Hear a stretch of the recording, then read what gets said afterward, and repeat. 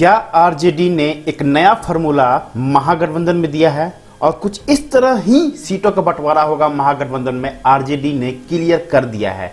नमस्कार, ए स्पेस के special bulletin में आपका स्वागत है। बिहार विधानसभा चुनाव 2020 का बिगुल बज चुका है और महागठबंधन में सीटों का पेच फंसा हुआ है। यहां तक कि आरएलएसपी और वीआईपी तो कुछ हद तक कॉम्प्रोमाइज करने को तैयार हैं। हम पार्टी को आरजेडी या कांग्रेस तहज्जुब नहीं दे रही है। इसके पीछे बहुत सारे कारण हैं। थर्ड फ्रंट भी बना सकते हैं, महागठबंधन से बाहर भी निकल सकते हैं, जेडीयू को भी ज्वाइन कर सकते हैं, पता नहीं किधर जा सकते हैं। इसलिए मांझी का जो मांझ है वो किस तरफ बैठेगा ये तो सवाल ही बना हुआ है। बिहार विधानसभा चुनाव 2020 में तेजस्वी के चेहरे से ही महागठबंधन चुनाव लड़ेगा, ये तो तय हो चुका है। यहाँ पे वीआईपी पार्टी के साहनी ने भी ये बात बोल दिया और आरएलएसपी को सीटों को लेके कांग्रेस ने कुछ तो जरूर बात की है। लेकिन बिहार विधानसभा चुनाव 2020 में आरजेडी ने एक बड़ा फैसला किया है और उस फैसले की बात आज इस वीडियो में हम करना शुरू करते हैं। दोस्तों, जैसे कि आपको पता है कि बिहार में क्षेत्रीय दल का दबदबा एक अलग तरह से इस बार 20 के चुनाव में दिख रहा है। जैसे कि एलजेपी, जेडीयू, बीजेपी के नाक में दम किया हुआ है, ठीक उसी तरह वीआईपी, आरएलएसपी और हम पार्टी आरजेडी और कांग्रेस के नाक में दम किए हुए हैं। बहरहाल बिहार विधानसभा चुनाव में क्षेत्रीय दल का दबदबा रहेगा कि नहीं रहेगा 2020 के चुनाव में, ये तो वक्त बताएगा। लेकिन जो हम आज बात कर रहे हैं कि कैसे आरजेडी ने अपना फॉर्मूला तैयार किया और उसी फॉर्मूला के तहत से कांग्रेस को एक अल्टीमेशन भी दिया है। देखिए, और मतलब है कि महागठबंधन में हर चीजें एक तरफा से नहीं ठीक हो सकता है। कमेटी बनाने की बात हो रही थी जिसपे आरजेडी ने अपने आप को अलग थलग कर दिया है। कांग्रेस बहुत कोशिश कर रही है कि आरजेडी को कुछ कम सीटों के साथ कॉम्प्रोमाइज किया जाए और छोटे छोटे दल को दिया जाए। लेकिन मुझे अपने ओपिनियन पोल से लग रहा है कि आरजेडी सीटों के साथ कॉम्प्रोमाइज नहीं करेगी, चेहरे के साथ कॉम्प्रोमाइज नहीं करेगी, क्योंकि उनको पता है कि क्षेत्रीय दल कभी भी किसी साइड भी जा सकते हैं। बिहार विधानसभा चुनाव 2020 में जो भी बात हुई है अब तक, उसमें आरएलएसपी, वीआईपी, हिंदुस्तान अवाम पार्टी, अब तक जो भी बातें हुई है महागठबंधन के अंदर में रह के, महागठबंधन ये क्लियर कर रहा है कि चेहरा तेजस्वी होंगे, सीट भी सबसे ज्यादा आरजेडी ही लड़ेगी और बाकी क्षेत्रीय दल को एक छोटा सा मौका दिया जाएगा। लेकिन जैसे कि झारखंड में हुआ था, झारखंड विधानसभा चुनाव में हेमंत सोरेन ने क्या किया था? हेमंत सोरेन ने यही साफ साफ कर दिया था कि क्षेत्रीय दलों के साथ काफी गठबंधन नहीं किया था। उन्होंने कांग्रेस और आरजेडी के साथ गठबंधन किया था। जिस वक्त बाबूलाल मांडे की अपनी पार्टी थी, उस वक्त उन्होंने झारखंड में उनके साथ गठबंधन नहीं किया विधानसभा चुनाव में, इसलिए उनको सबसे ज्यादा फायदा हुआ। और वही फायदा यहां पे आरजेडी भी चाह रहे हैं। आरजेडी भी चाह रहा है कि कांग्रेस और एक या दो दलों के साथ ही गठबंधन किया जाए, बाकी दलों को स्वयं लड़ने दिया जाए, क्योंकि उनको पता है कि यदि सीट जीत के आते हैं तो डेफिनेटली ये या तो एनडीए की तरफ जाएंगे या महागठबंधन की तरफ जाएंगे और उस स्थिति में वो अपने आप को कमजोर नहीं करना चाह रहे आरजेडी। इसलिए आरजेडी अपना एक फॉर्मूला बेस पे लाया है और फॉर्मूला को ही अभी बात करने के लिए तैयार हुआ है।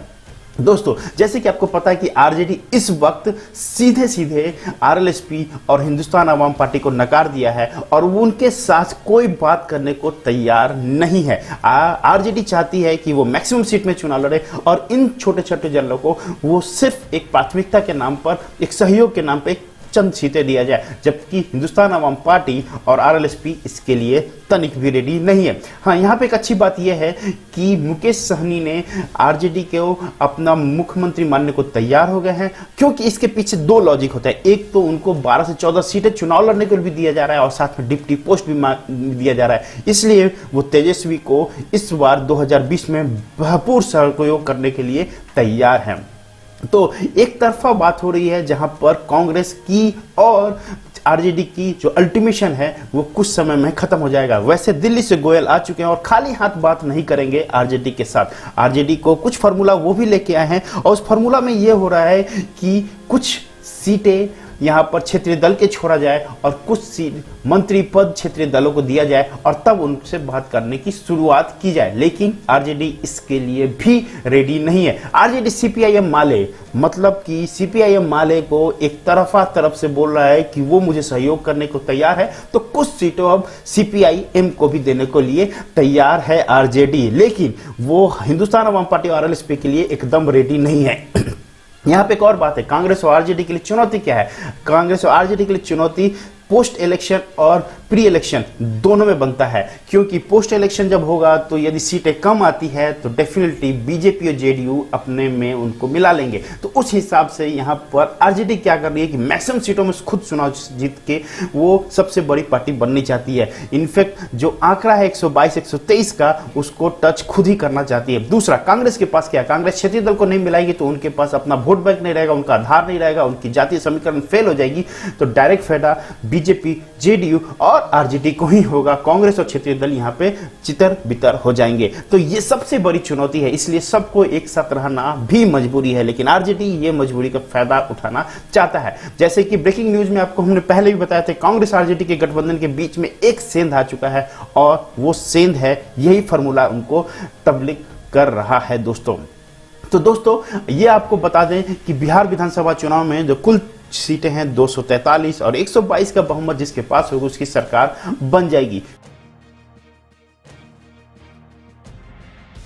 दोस्तों यहां पे आरजेडी ने साफ साफ कह दिया कांग्रेस को कि हम आपको कुछ ऐसी सीटें देंगे जिसमें आप आरएलएसपी और हमको आप अपने तरफ से कंप्रोमाइज कीजिए। आरजेडी ने अपने लिए भी कहा है कि हम वीआईपी और सीपीआईएम को सपोर्ट करेंगे। तो अब कैसे सपोर्ट होगा, ये फॉर्मूला क्या निकला है, उस फॉर्मूले पे बात करते हैं। तो फॉर्मूला ये है कि 80 सीटें कांग्रेस को दी जाएगी, 163 सीटों पे आरजेडी लड़ेगी। अब 180 जहां पे 163 सीट की बात है, उसमें 163 में से वो कुछ सीट वीआईपी को पार्टी को देगा और कुछ सीट माले को देगा। यहां पे कांग्रेस की बात होती है, कांग्रेस को 80 सीटें दी गई है, 80 में से आप आरएलएसपी को भी दीजिए, हमको भी दीजिए, या चाहे आप 80 की 80 सीटों पर चुनाव लड़िए, हमारा कोई वास्ता नहीं है आरएलएसपी और हिंदुस्तान अवाम पार्टी के साथ। ये आरजेडी ने साफ साफ फॉर्मूला दे दिया है। देखिए 122 का बहुमत चाहिए और आरजेडी कम से कम 140 से 150 सीटों पर चुनाव नहीं लड़ता है तो डेफिनेटली बड़ा नुकसान हो सकता है। इसलिए 163 सीटों के आसपास अपने खाते में रखा है और 80 सीटें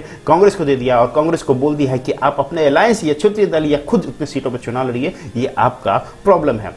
दोस्तों बिहार विधानसभा चुनाव 2020 में ये फॉर्मूला कारगर हो सकता है। ये वीडियो आपको कैसा लगा कमेंट बॉक्स में अपडेट कीजिएगा, लाइक कीजिए, शेयर कीजिए, सब्सक्राइब कीजिए, बेल आइकन को जरूर प्रेस कर लीजिएगा। हमारे तरफ से जो भी नए वीडियो का नोटिफिकेशन आपको जरूर मिले। दोस्तों मिलते हैं अगले वीडियो के साथ, तब तक के लिए जय भारत, जय बिहार।